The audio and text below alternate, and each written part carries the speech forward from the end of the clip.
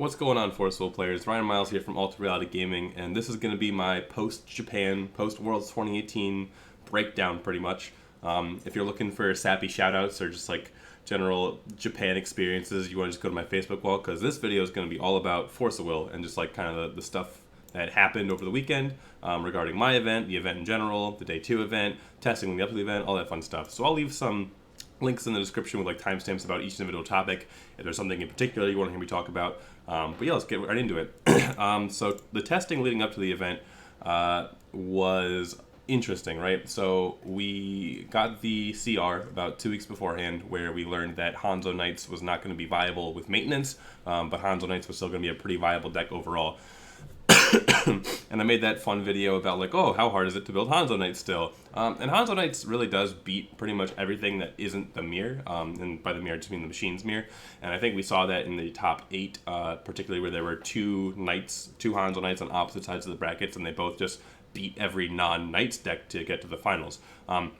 And that was kind of like the way the entire event went. Like a lot of the Loki and Arthur Knights ended up knocking out the Hanzo Knights, just because you were like bound to play against Knights in some iteration more than once. A lot of the Hanzo Knights were knocking out other stuff, and really just like overall like the caliber of player that you were could make you win a bad matchup depending on how close it was. Like I ended up playing Loki Knights, as I think you might have seen by now. But in general, like if you were an above average Hanzo Knights player and you played against a below average like Arthur Knights player, like you could still win that matchup.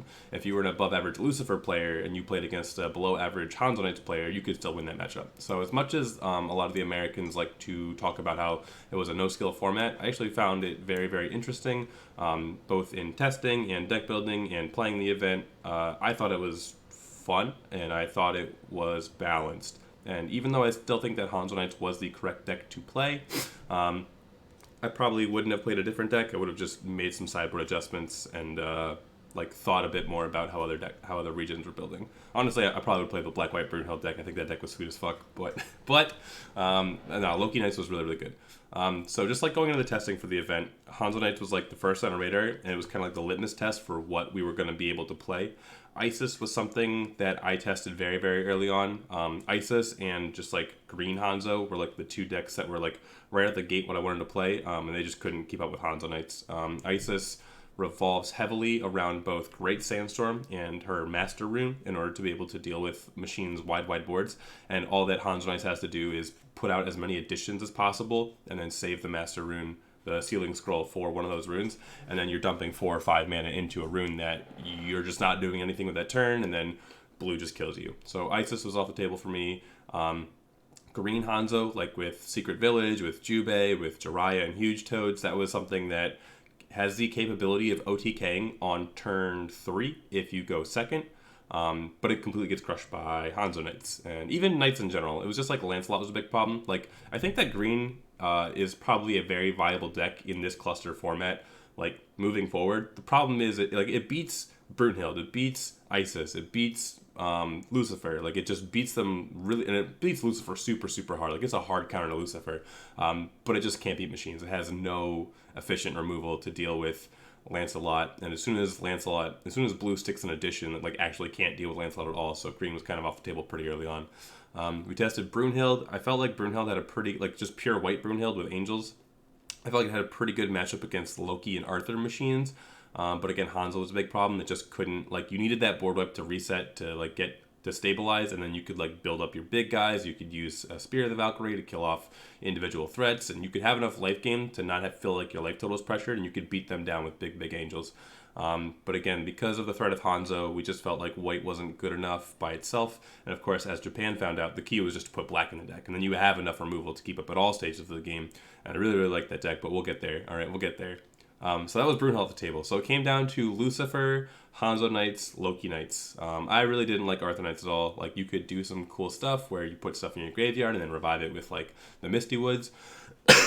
I'm sorry, I'm really sick. Or like I have been sick since I got back from Japan, but maybe we'll edit that out. I'm gonna try some editing this time. We'll see what happens. Anyway, so the triangle sort of became Hanzo Knights, Lucifer, Loki Knights, right? So Loki Knights beats Hanzo because the Master Rune 9 times out of 10 just negates maintenance, so you're basically just both playing the same deck, but Loki has a better late game because you have a ruler that can flip, and that's like really all it is. Like you have more resources and you have better runes overall. So Loki Knights had like the 5 to 10% advantage against Hanzo Knights. And then Hanzo Knights has the advantage against Black because you can ceiling scroll the Black Rosario to be able to stick an early board to like get in there. But Lucifer could still win that matchup because of Look at Corruption, Life Severing Blade. It was really just like the matchup kind of came down to how nuts was Blue's opener, and then how many copies of Life Severing Blade and Look of Corruption did Black draw in the first few turns. And that was kind of what it came down to. Overall, Hanzo Knights felt a bit more favored, but not enough that I was completely off of Black. And then Loki Knights, which kind of turned into like the Loki hybrid fairy tale. I really wanted to get as much value out of the Loki flip as possible because there wasn't that much Jade Roller removal. It was pretty much just like Oborozuki, and that was the only thing in the entire format. And later, as I found out, Spirit of the Valkyrie will instantly kill your Loki. But yeah, so Loki Knights, which turned into like Loki hybrid fairy tales, was kind of where we went, and that was the deck that my brother and I decided to run. And just to kind of talk about it, I'm sure I'll have a gadget in the description again. The only machines that we felt necessary to play to win the machine mirror were Vivian, Donut Drone, and Lancelot. And the reason for that are those are the facilitators for the +1/+1 counters. So if you're in a matchup where you need to be a machine deck, right, like in the machine mirror, which is like the primary deck that you would need to be a machine deck, and also against Isis, you want to open your Vivians, your Donut Drones, your Lancelots. And like when you think about it, even if you're playing Hanzo machines or just like Loki Knights, right? I keep interchanging knights and machines, whatever. If you're just playing a machine deck, like those are the cards you're mulliganing for anyway. Like sure, maybe you'll keep your 5/5, your mechanized knight. Maybe you'll keep like a Skyround edition. I did end up playing 2 Skyround edition just because like 2 is like the critical number you need to like immediately turn on a Lancelot, which was still good against the black matchups and stuff like that. But I digress. But like those 12 machines were the key machines that like won the machine mirror and like won your early game turns. So those were like what we felt were all we needed it. And then because Loki machines couldn't like deal with the removal from Black and couldn't like reload well enough, that's where we added the Gretels, the Misty Woods, the Hamlin's main board, the Scarecrows, and we added this huge fairy tale package so that we could outgrind the control decks. And I thought that went really well. And I really like what we ended up doing with this, because even the thing with that package, with the Scarecrows especially, is that even against the other blue decks, the Hanzo machines, like you can still go like turn 1 Gretel into turn 2 Scarecrow, into turn 3 like Misty Woods, leave open 2 mana for Hamlin. And then your opponent gets in a really weird situation where you go end of turn Hamlin, and then they've got a Lancelot, they've got like their +1/+1 counters are now at risk of being stolen from them. And they have to decide if they're going to use those +1/+1 counters to like kill off my earlier board, and then they have no +1/+1 counters for next turn when I go like Donut Drone, Lancelot, maintenance. Like that's going to be a very difficult decision for them. Or if I just steal their Lancelot. So like no matter what Hamlin takes, it's usually favored on those first couple turns to take something that is going to turn off their Lancelot, whether it's Lancelot itself or the whatever machine has a bunch of counters on it. So like you could really stall out and ended up winning a lot of the mid-game situations with the Fairy Tale package, even though you didn't have like the Sky Round addition into a bunch of like +1/+1 counters. Like you would just take your opponent's machines and then you would use your own machine synergies on their machines, and like that's how you would be able to win the mid-game. So you're just looking for like the Vivian, Donut Drone, Lancelot nuts on the early turns, and then the mid-game you could do Fairy Tale stuff, and that was it worked out very well for me. I think my brother ended up losing to a couple of machine decks. I think he lost to 1 machines, but I beat all of the mirrors that I played, which was exactly 2, I think. Yeah, I only played against 2 machines. It was 1 Hanzo, 1 Loki. And yeah, you open Vivians and Donut Drones, and then things go very well for you. And it really doesn't matter like what else you do in that matchup. So the rest of the package, the Hamlins and especially the Fenrirs and the Jormungandrs were super good against the other matchups. A lot of the European players I talked to didn't think going into the event that Loki or Arthur would have very good Lucifer matchups. I know a lot of the Italians ended up on Lucifer. Some of the Germans did as well. Philip in top 8, Australian player, ended up playing Lucifer and doing very well with it. But yeah, we could just like play 3 Fenrir main deck, and then like our rune deck especially was like designed to beat black, because you don't need your freaking runes against machines at all. We didn't play scrap and build because we only played 12 machines. So we played Overflowing Knowledge and Reconnaissance.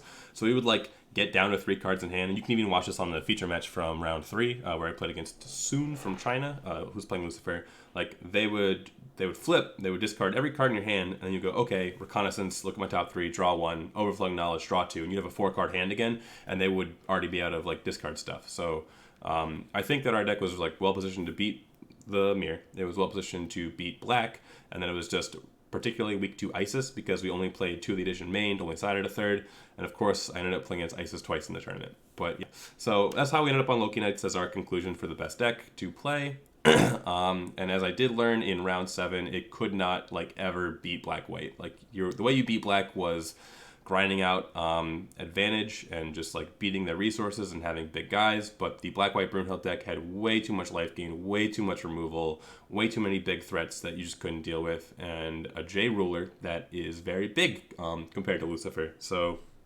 unfortunate that we didn't see that deck coming, and that was what knocked me out of the tournament in the end. But I think Loki Knights was good, and anyway, let's talk about the how my event went, right? Like round 1 to 7, what I played against and how those matches went.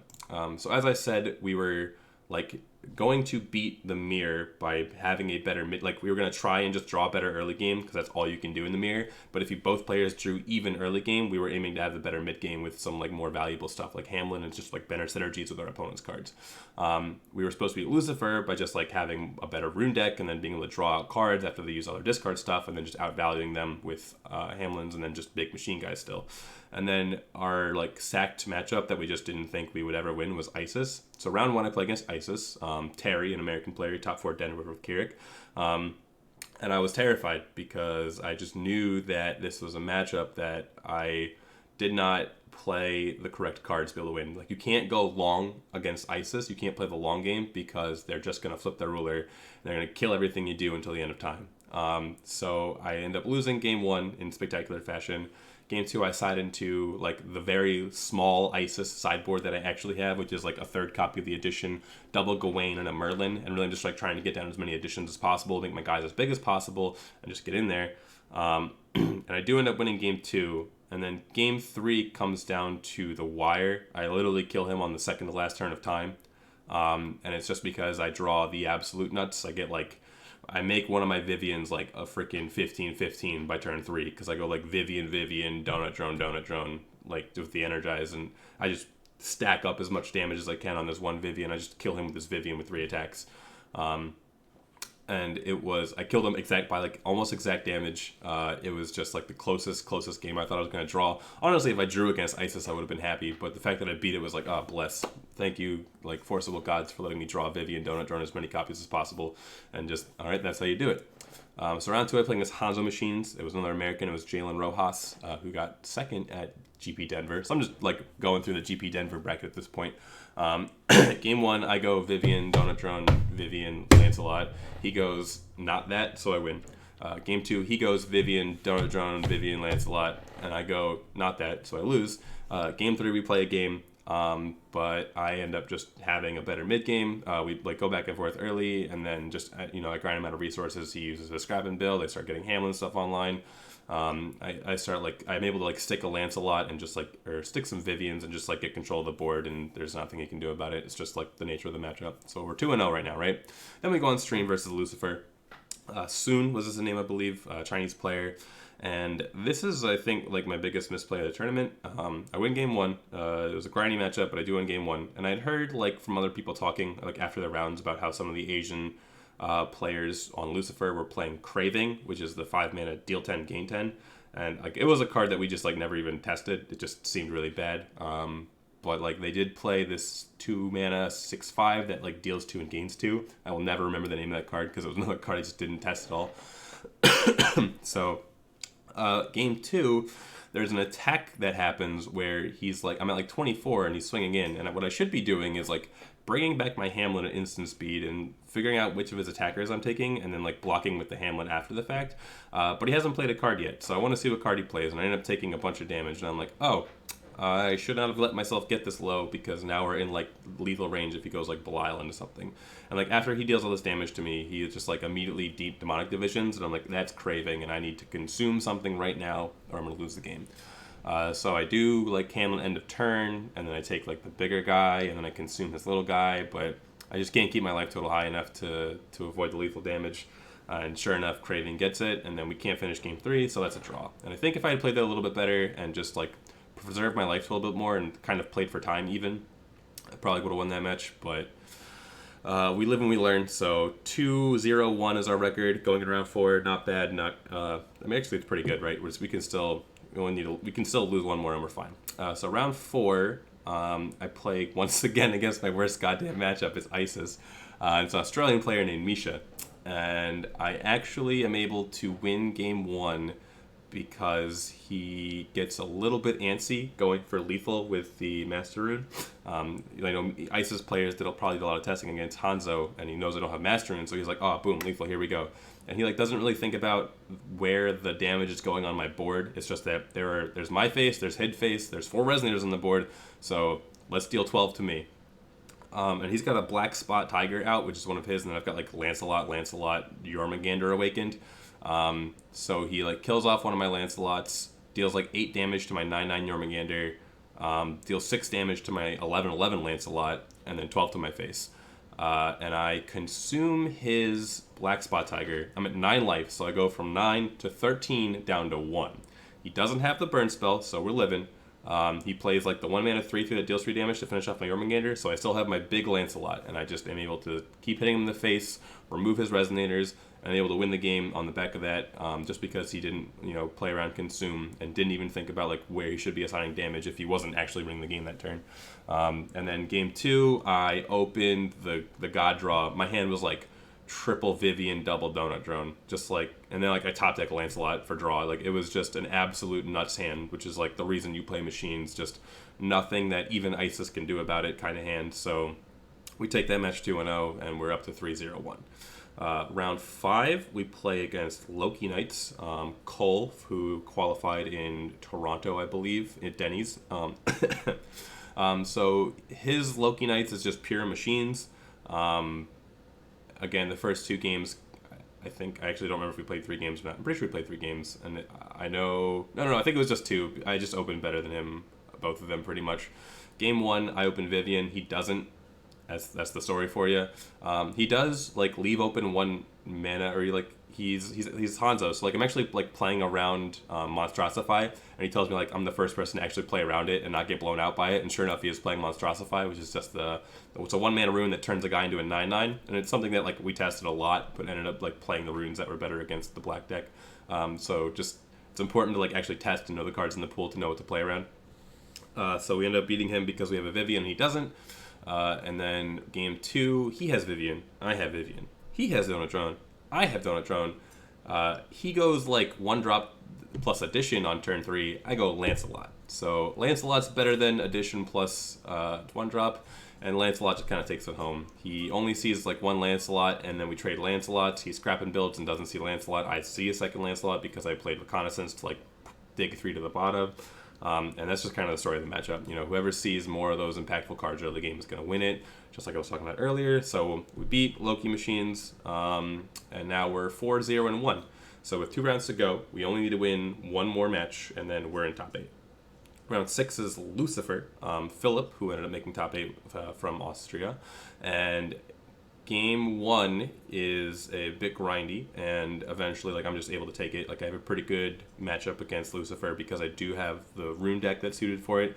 I main deck 3 Fenrir, Loki's Watchdog. You just have a lot of card draw, a lot of removal, a lot of way to push damage through. You're just a grindier deck than them, and like they play a lot of spot removal, and like a lot of people misplay that matchup early on because they're afraid of the Lancelot, when really like the Hamlins stealing your like Azazels and Belials is what's going to get you. And it's just not something that you're expecting to see when you play against a Loki Machines deck. So I am able to take game 1.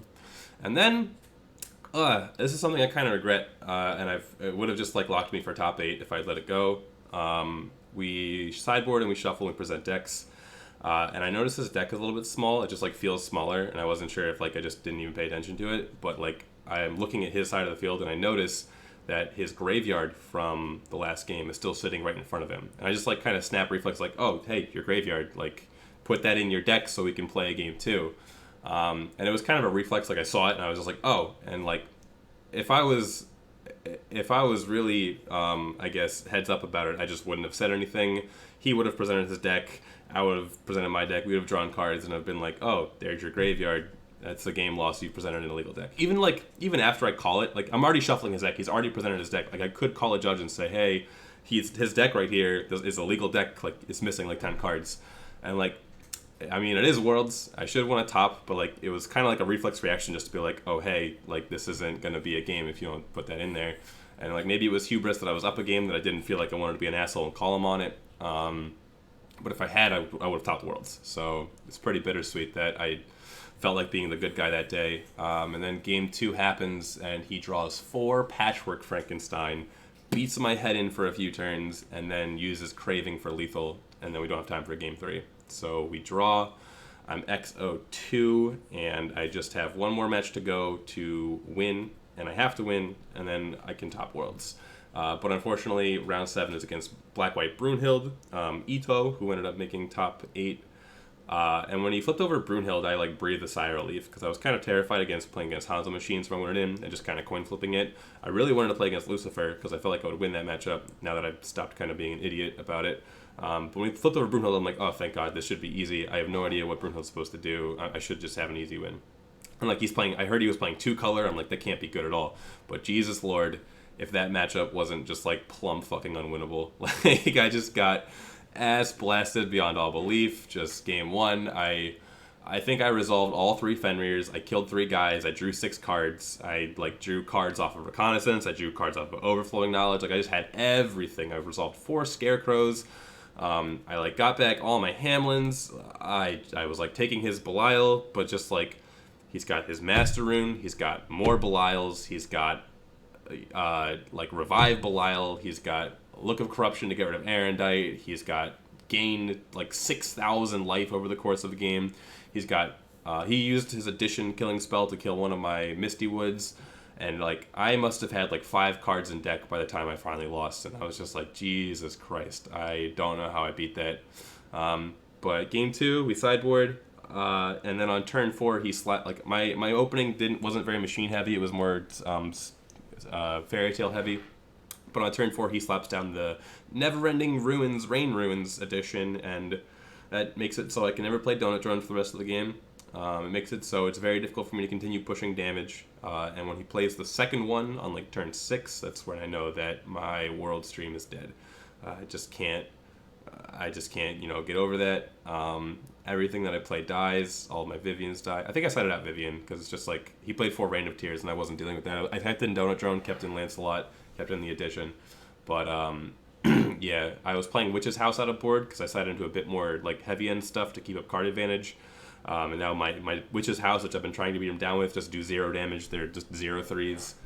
He flips his ruler, like he's got a 12/12 flyer, and my Resonators don't exist, so that was the end of our Worlds run. But yeah, man, if I dodged one of those draws against Black, I definitely think I could have beat Philip game 2, but like I think that like my deck was his rune deck was not very removal oriented. It played Sandstorm and Demonic Division instead of if you look at Charlie's rune deck from the top 8, we played instead Putrefy and Scythe of the Reaper. We were like very removal heavy with our Black Build's rune deck.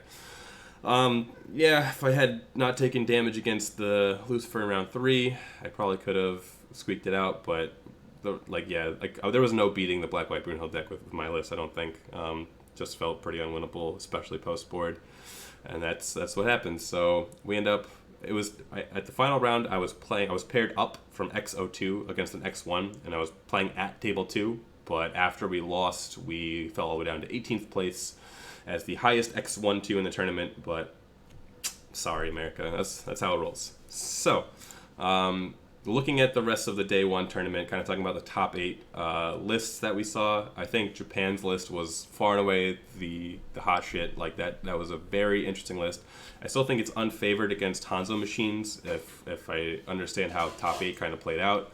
So I feel like it can win. It just kind of depends. It's very draw dependent. Again, it's like you need to see Rain of Tears to beat their Vivians. You need to see like Look of Corruptions and Life Severing Blades, just like normal black deck. Like it is winnable. And then you have the Brunhild Master Rune, which is, it's going to get canceled. But as long as you use Look of Corruption to deal with the Erendites, and you can manage to get a Belial out, And then if you flip your ruler ever, you gain enough life that you can survive long enough to like deal with the Hanzo machines, I think. But you can, is the thing. It's not like you do every game. It's like you have the option to, but sometimes you just can't get there. So I think the farthest that the Japanese list got was third place with Naoyuki Yada. I hope I pronounced that correctly in the correct order. But yeah, doesn't beat Hanzo machines, it seems. And that was the deck that ended up winning the tournament. And yeah, only 2 Hanzo machines in top 8. Both made it to the finals. I think that I was not a big fan of the second place Hanzo machines deck, which if you haven't seen, played like 11 stones, and then 3 of them are green. And then out of the rune deck, it played the 1 mana deal 4 to your opponent's board, which is kind of a way to hedge. Okay, if you like do miss blue on turn 1, and you're not able to keep up with the Vivian Donut Draw nonsense, like you can just go wipe your Vivian turn 1, which is kind of cool. And if your opponent gets greedy and like plays more stuff, you can like do even more with it. But it also played Forest Meditation, which is the get 2 stones back from your graveyard, or get a Resonator back from your graveyard, or draw a card, pick 2 of those. And because it's playing Jormungandr, like you sack off your blue stones to get like aggressively big Jormungandrs, and then you just bring your stones back, which is kind of cool. And then you have Song of the Fairies, which is a counterspell, which is just like a good if you're an aggressive tempo deck.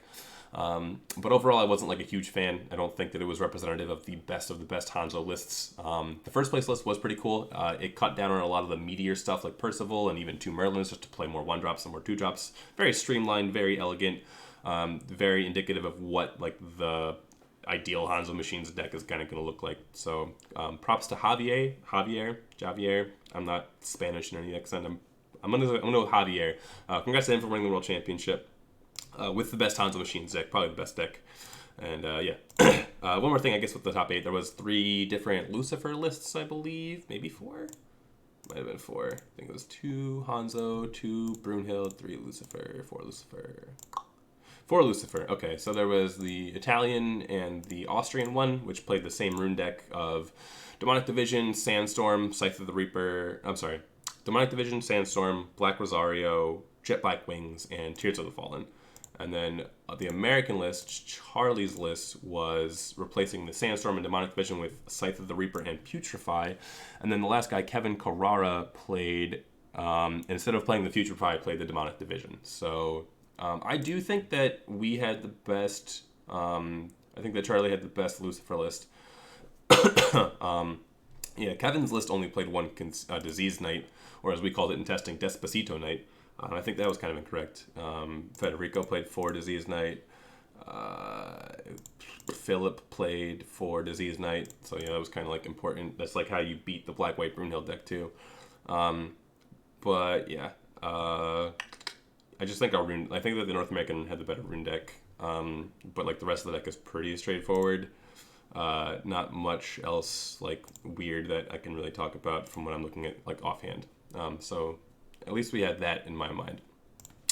Moving on, I guess, next up would be the Day 2 event, right? So that was an event I ended up getting 3rd/4th place at, and if you know my history as a player, in 2016, after my brother won the main event, I ended up winning the Day 2 side event and earning my paid invite back to Worlds. In 2017, last year, I got 2nd place at the Day 2 event after losing to Ronnie Martin in the finals when the format was sealed. And then this event, obviously New Frontiers, I felt in my heart of hearts going into this event that I would somehow get 3rd to 4th place. Like I would get my invite, but I would lose in top 4. And lo and behold, that was what happened. And in true poetic fashion, I lost to Ayu, the deck that I have shit-talked the most out of the entire past year. And by God, I did it on stream in glorious fashion. But we'll get there. Let's talk about the event leading up to it. So it is a single elimination tournament, has been every year. And the way that they do this is, in the first round of the tournament, if there's more than 64 players, they cull the field, so to speak, by having a initial round with a lot of buys, just so that after that round, there's only 64 players remaining. And then you do 64, 32, 16, 8, 4, and then etc. So in the first round, not only do I not have a bye, I am playing in the first round where 90% of the field is not playing, but I'm playing against Giovanni Santucci, who topped the Worlds last year and is one of the best Italian players, one of the best players in the world. And the last time we played was in the finals of the Revenge Tournament in 2016. So we're both joking around. It's like we finally got a revenge match. And he flips over Hanzo, and as I flip over Chimimi, and I'm like, oh man. And both of us are just like talking how neither of us like are very confident in our deck. I literally woke up at like 6 a.m. to build my deck because I had brought Imul, and after testing against Charlie's Gil deck like for the past week, I knew that Imul was never going to beat Gil, so I had to play something else. So I'm like, all right, we're playing Chimimi, boys. We're playing Chimimi aggro. I threw it together, had some theory going into it. I drew a couple hands of it. I like played one game against Kirik, and I lost, and I was like, all right, this is the deck we're playing. So that was how I came up with this list. And it seems like he kind of had the same idea because we're playing a lot of similar cards. We're playing Lorite, we're playing Lorite's Disciples, we're playing Viola. And then where I go for a more aggressive strategy with like Pygmy Hippos and Jiraiya and Huge Toad, he's playing more control-y stuff like Winds of Salvation, Ruin Stories, and like main deck copies of Explore the Unknown. So game 1, I'm aggressive, I win. Game 2, I try to be aggressive. He gets out Lorite's Disciple, I can't deal with it. He gains a bunch of life, he kills my board, I lose. Game 3 starts in time. I'm the aggressive deck. I kill him, and that's kind of what happens. It's just like, I play like turn 1, 1 drop, turn 2, 1 drop, 1 drop, turn 3, like Lorite's Disciples, like crack, crack, crack, just do a bunch of damage, and he's just not seeing much. So that was round 1. I do manage to beat Giovanni, like just the hardest round 1 opponent I could possibly conceive of. And we move on to top 64. And then I play against Chimimi in the fucking mirror match in this like New Frontiers open format tournament where everyone knows that like Kirik's good, Rhea is supposed to be good, Gil is supposed to be good, Time Spinning Witch is supposed to be good. I just played like 2 green Divinity Rulers back to back. Okay, so Mike Rance, ARG teammate, we didn't like work on this list altogether. He's basically playing the same deck, just again a little bit slower. He's playing stuff like Rachel and Commander of the Crowd instead of the like 1 drops that I'm playing. So game 1, I very quickly realized that I'm probably not going to win this match. His deck is doing the same things as me, but he's playing Speaker Stone, so he's got some counter spells. He has a bit more interaction. He's got the meaty 3 drops that are gonna just like let him grind me out, and I probably can't get too aggressive against him. I definitely don't do it game 1. I think I actually miss a 1 drop, and that's just like, all right, what do you do? So he wins. Game 2, I actually do win though. I don't remember how. I'm trying to remember. Maybe I did win game 1 because I don't think I won. I think I just like did my like Master Rune and said, "Do you have Black Tears?" And he said, "No, I don't." So I said, "Okay, I'll kill you," and that was the end of it. My deck plays what he didn't play was a Spirit of the Yokai or Yokai Festival, which like lets me just pull 2 6/6s out of my deck, which is like just really good for not only is like good for pushing damage and just like getting in there with guys, but like you also just pull out 2 6/6s for 3 mana while also like pushing a bunch of damage. So that was like a really big card for that matchup. So I either won game 1 or game 2, and then the other game was like just him being very controlling and grindy, and then game 3 happens. And this is again another situation where it's like I feel like I made the right decision, but I don't feel good about it. And similar to like the Lucifer thing where I told my opponent his deck was there. And this time it's like, all right, it's not the World Championship, but there still is a World's Invite on the line. And on like turn 4, Mike goes, sack Spirit Stone, draw. Sack Spirit Stone, draw. Activate Forest Meditation. And I go, okay, I have a Viola on the field that you knew about. I'm going to sacrifice it to remove both of your Spirit Stones from the game. And he's like, oh yeah, I forgot that card did that. So he removes the Spirit Stones from the grave, and he draws a card. And then I'm like, sorry, Mike, I thought that you had Lorite. And he's like, oh yeah, I do. And I'm just like, I can't let you take it back at that point. Like, you've already removed the stones, you've already drawn the card. You wouldn't have played that unless I had said out loud, I thought you had Lorite. So it's just not something I feel like I can let him take back. Like, it is a massive misplay, and like, we are teammates, but like, it's a tournament, you have to make, like, I just can't let you get away with that, you know? I don't know, maybe you can comment in the description if you think that you would let that slide. Because I feel like at that point it's like actually conceding the game. And then we end up playing out game 3. He's removed both of the stones. He still almost ends up beating me just because his deck is just like my deck, but just a little bit slower, where it can keep up with my aggression, but is also able to like just beat my ass down at the same time. I have to play around like the way that the Chimimi mirror works, so like flipping Master Rune versus flipping Master Rune is just like really, really interesting. But I know he has Black Tears because he searches off of Rachel, so I can't flip my Master Rune until he flips his. He flips his Master Rune, I'm like, cool, I'll flip mine. He's like, cool, flip my ruler, punch, punch, punch, punch, and I'm like, that's not enough damage to kill me. Yokai Festival, 2 of your guys can't block, kill you, and then I end up winning. So not something I feel super great about, but not something I can really let slide either. And like, yeah, comment and let me know what you think about like the thing with the Lucifer Philip player, and let me know about that one. But I think that it's something with the world's in the line. Like I have to hold you to that, especially like if you already removed the cards. So top 32, play against Green Black Gil. This is Marco Ferlito, the 14-year-old Italian player, youngest player to ever qualify for Worlds, I believe, is his reigning title. And we play a 50-minute slugfest of a game one where I actually kill his ruler and then deck him out. I do not win this game. He goes up to like 7,000 life off the back of his one copy of Lori's Disciple. And I deck him out to actually win that game. And then we've only got 10 minutes to play game two. And, you know, Gil isn't a particularly aggressive deck. Like I feel very favored in that matchup just because I can be aggressive and he doesn't really have any board wipes. He can only do black tiers, which like you kind of need to save for my master rune. You can't just use it on all my one drops unless you're like hard running multiple copies of it. But he wasn't even playing the Speaker Stone. He only had like the one Darkness Stone that could cast it. But yeah, he just can't kill me in 10 minutes, so I end up winning that match 1-0-1, and we move on to top 16. In top 16, I play against Time Spinning Witch on stream, so you can go ahead and watch that on the VOD. That was against Enrico Maria Rustico, is I believe his Facebook name, maybe even his real name. I don't know why I said it was his Facebook name. Yeah, so game one, I just like get really greedy to try and be aggressive, and I don't leave open enough mana for like double Lorite, and then he just like distortion at times me. There was like a play where I could have done where I could have like removed Viola, banished Viola to like remove his distortion time before he even got there, but I don't know. I just felt like he probably had a second copy. I didn't want to like waste my damage to try and like let him do that. I wanted him to like commit to clearing my board because his life total was low.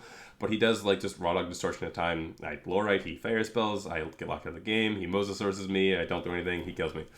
So I vow in game two to play a little bit tighter regarding my Lorites, my fire spells, and just like keeping open mana to make sure I don't get locked out of the game. And then game two goes on very, very long.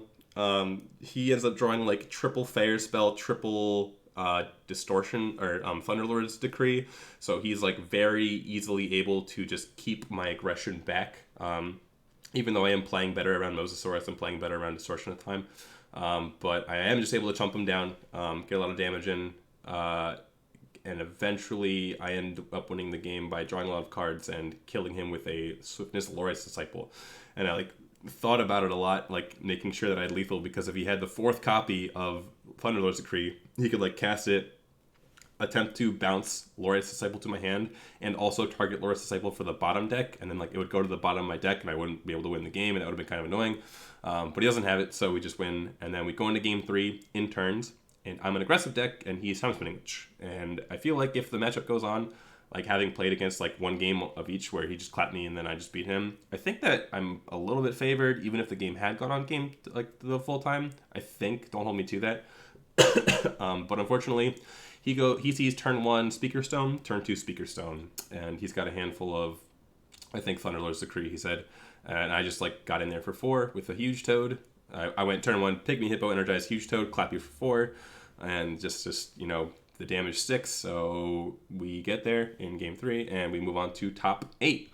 Top 8, I play against Green Blue Gil, I believe an Italian player by the name of Isaac, and game 1 against Gil is pretty good because they don't really have a built-in answer to Chimimi's Master Rune. They can't cancel it, which is what they want to do. So instead they have to just like play an ambitious number of Arrival of the Hero to stop the damage from going through. But they're also just like vulnerable to my giant board from the first 4 turns, like just hitting them. And then also my like the remaining, like they can like flip Guild and like double search, double Arrival of the Hero, and that's like pretty much all they got. But if they don't do anything like that, like you get a lot of damage, and like you can kill Gil pretty easily in that matchup if they don't navigate their turn correctly. But I do end up winning game 1. Game 2 gets pretty interesting because he calls to like, he's got like 5 stones. He's got like 4 wind basic stones and a blue stone. He's got 8 stones left in his deck, and he has just searched Black Tears. And I know he has Black Tears in his hand, but he does not have a black stone. So he's got 8 stones. I know that 4 of them are Speaker Stones. I know that 4 of them aren't. So I Chimimi Master Rune. I'm like, all right, bro, here we go. If you call that Speaker Stone, then you have a chance here. But if you don't call it, I'll probably just kill you. He calls a stone. Sure enough, it's not a black stone. So we're able to get a whole turn of doing Chimimi things. He ends up like killing 2 of them anyway with like, you know, the like Arrival of the Hero nonsense, and just like damage with Viola plus like Black Leaf or Red Leaf or whatever. And I don't end up actually winning game 2, but like game 1 just took so long, and then he's on the back foot. Life total wise, game 2, he just can't kill me, so it ends up being a 1-0-1 victory for me. So we go to top 4, and top 4 I know is where I'm gonna meet my fate, so to speak. The top 4 is me on Shamimi, Enrique on Ayu, and then 2 Gil players. And I'm very confident in my Gil matchup at this point. So if I just get paired against Gil, then I reasonably win the event. I think that Gil beats Ayu on the other side of the bracket, and I beat Gil on this side of the bracket, so then I just go to the finals. But of course I play against Ayu, and I'm like, that's not too bad. I play 4 Lorite, like we can do something here. No, absolutely not. Game 1, he like goes turn 2 flip, after flip Glint of Insight for both of your Lorites, and then just like soul, roar of soul, kill you. I made a misplay where I didn't like kill his board, and I took 10 damage I didn't need to take, and that was just me like remembering like, oh yeah, I can't get greedy for like board control plays against IU. I just need to take as little damage as possible just to complete space. Like forgot that I had Sandstorm in my extra deck even. I don't know what I was thinking, but yeah, just get clapped. I'm pretty sure he had enough damage even if I didn't make that misplay where he just kills me anyway, so I wasn't like too butthurt about it. It's just like, okay, I got clapped.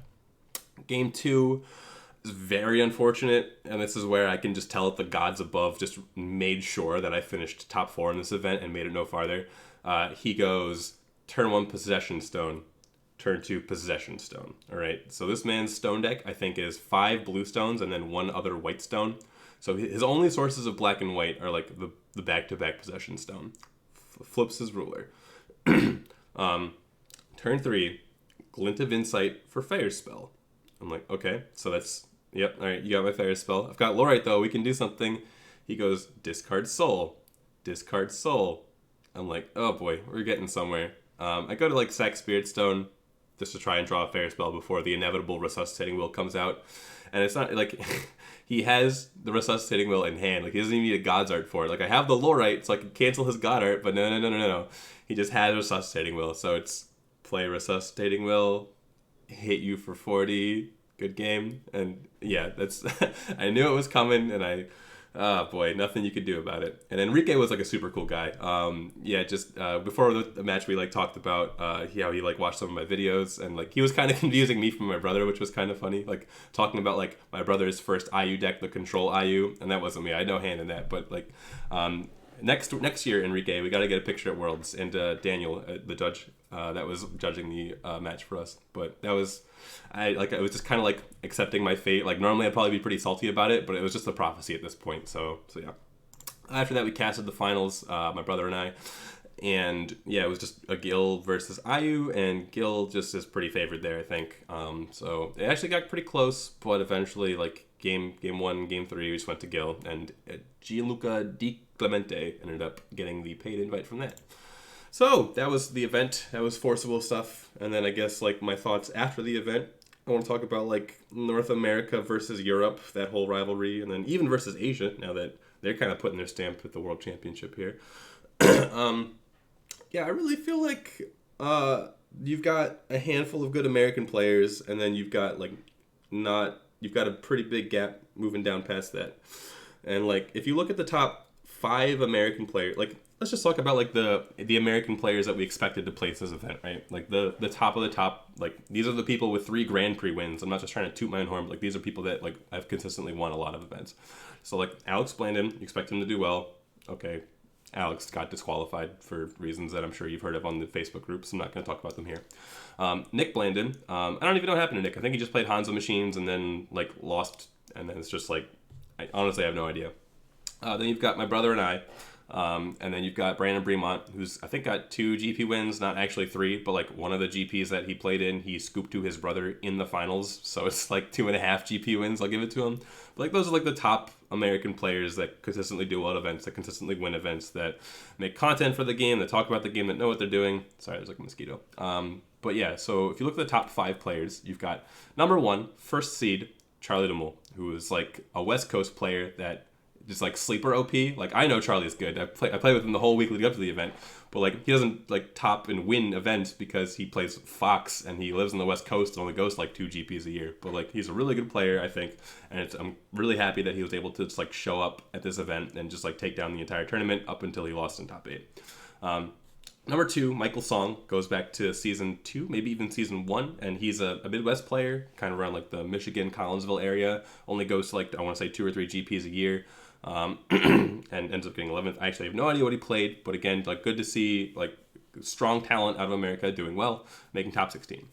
And then in third place, you have Aaron Miles at 17th, and then me, I got 18th, and then Brandon Bremont, as we discussed, in 23rd. So you've only got like 2 players that were able to really crack the top 16, and then like my brother, I, and Brandon just kind of like did the rest of it, and then every other American player just like completely shit the bed apparently. And Italy has probably got like, I don't know, like 9 players in top 16 or something. Japan had, I think, 4 players of their 7 qualified in top 16, so it's just like, I know why I shit the bed. I did, like, I had some poor decision making in my stream match. I probably could have just taken a cheesy top for Worlds by not notifying my opponent, and I could have recognized that Black White Brunhild was a deck. Like, it's just whatever. I know my brother lost to Hanzo Machines, but I don't know, man. I feel like a lot of American players got pretty lazy when it came to deck building, and either they tried to play something creative and they didn't like test it all the way through to really like have it flesh out, or they got lazy and played like a lazy Hanzo Machines list and just like didn't even like know how that happened. I know, like, I think the world of Zach Tufford and Billy Buttons, but like they didn't have a deck up until the day before the event, and it's like, you're not like, you like, I think both of those guys are good, but like you're just not going to do well at the World Championship when the entire world's been testing for like forever, and then like you just kind of show up because of vacation. And I just feel like a lot of the American players just like treat it that way, and it's difficult to say that America will ever do well at a World Grand Prix for as long as most players don't take it seriously. So I think this is the end of my starch competition with Europe, where I'm just kind of like, you know what? The competition's not there. The results aren't there. I'll give it over to you. But Europe versus Asia, like Japan's list, oh my god. I absolutely love Japan's Brunhild deck. I think that was the spice that I was looking for that I never found. I would have loved to have played that deck at the event. I think it was super, super interesting, super good. Like, just the idea that you're playing this 2-color deck, but like most of your deck is 1 color, and then your rune deck is the other color. So like no matter what stone you see on turn 1, like you have plays either way. Like you can always do something with your mana. You only really get punished if you see like white stone, white stone, white stone, and then even then, like it's a little bit weird that that's happened because you only play 4 white stones. So like you just have a very high probability of just carving out better than that. I think it does still lose to Hanzo Machines, but from the testing that we did, like internally, we knew that we weren't gonna, like, I'm speaking specifically about like the OTG remnants of like my brother and me and Zach, and then Charlie, who was staying with us, and then Ben, who was staying with us. Like we just kind of decided that we weren't playing Hanzo because the favorability in the matchups it won just like wasn't high enough to really justify it, where we had like a Loki build that like could beat black. So maybe Japan came to the same conclusions, thought that people wouldn't be on Hanzo Machines as heavily, and just like, I mean, either way, like I said before, like Brunhild can beat Hanzo Machines depending on how the openings go. So I think Japan really showed up in a way that most people weren't expecting, and I was very excited to see that. And yeah, that's kind of my thoughts on the rivalry. I think it's kind of, I don't know, man. It's disappointing, but what can you do? So after the event, I did get to talk with Jeff Finnegan just about some stuff, kind of a better. I feel like I don't really want to talk about it too much because I was kind of set in confidence at 3 a.m. So I don't know. But I will say that I have a better understanding of how Force of Will works behind the scenes, and like a better understanding of the decisions that they make. And it's something I've tried to like get insight into just by like watching anytime he's appeared on the TCG Scrubs, you know, messaging him on Facebook, keeping track of like his streams and just like posts on Facebook and stuff. So now I feel a little bit like I have more clarity, and I can try to like make better suggestions or criticisms of the company that will be more receptive or more easily received by the company, and just in general help. I feel like I have a more of a powerful voice in the community than I even thought that I did after just like talking to other Worlds players and then talking to Jeff. So I think I should try and leverage that more and just breed a bit more positivity when necessary. I will still criticize the company when they're doing dumb shit like not banning Scheherazade. Do not worry. But just, yeah, I feel like I know a little bit more than I did before. So I'm going to try and make more videos, make more content, do more than what I've been doing. And yeah, I know that like the daily mileage was a thing that a lot of you liked, and I'm going to not really bring that back. So that was like my own experiment. Like, can I just make a video talking about Forceful every day? Every day is a bit ambitious, and it kind of petered out when there was nothing changing in Force of Will, and it was just a Scheherazade meta for like 3 months, and like, or even just like an extra month. Like, I thought the meta was going to shift. I thought there was going to be cool stuff to talk about. I thought it'd be a lot of cool decks, and it was just like, as a competitive player, I don't really pay attention to a lot of the fun stuff, but that's kind of something I can maybe get back to with my roots. So what I'm going to be doing from now on, and again, comment, let me know what you think about this. I want to do some more live streams of Force of Will on like Untap and stuff, and not just for the hyper competitive stuff, but like I want to do like competitive Wanderer, I want to do competitive New Frontiers, I want to do competitive epic stories. Like, I'm going to try and win, and I'm going to like try and break formats, but I'm going to like broaden my horizons, especially when it comes to deck building. And in that note, I'll also like probably do some deck building competitions. One of the things that really got me into card games was when I was playing Yu-Gi-Oh! In high school. There was this online Yu-Gi-Oh! System called Kaiba Corp Virtual Dueling System, and they had a bunch of forums that basically just talked about Yu-Gi-Oh! All the time. And one of like the fun things that people did to like keep the game fresh and just like not be a hyper competitive like tournament thing all the time, because you want to have fun with the game, is like people would make these tournaments with like really cool prizes of like getting artists to like update your profile for you and just like really cool shit for a 15-year-old. But like the competitions would be like, here are these incredibly random, arbitrary, very limiting deck building parameters. Go. Here, like, just play a single elimination tournament with these crazy deck building parameters. So I'm gonna try and like theory craft a couple things like that, and then just do some single elimination online tournaments over the course of a week, and then say, all right, you win, here's your prize. Here, like, do a video talking about the decks. And I think that will help the community like broaden their approach to deck building, because it will just be like formats that you cannot net deck. You just have to like brew things with this like confined space of ideas. And that's, I think, like where I was forged as a deck builder, was the Kaiba Corp Virtual Dueling System forums, just in these crazy random formats. So that's something I want to do. Let me know what you think about that, etc., etc. And then last but not least, if you want to see me play for more real Force of Will, Svetlana's Game with N Geeks $8,000/$4,000 in cash tournament, October 20th and 21st is the next place to do that. So if you want to get into Force of Will, that's the best place to do it. Make sure to watch this channel to learn more about the game, and hopefully I will guide you to the light to competitive success. Thank you everyone for watching this video. I know it's a bit of a long one, but it was a crazy weekend, a crazy tournament, so keep on keeping on, everyone.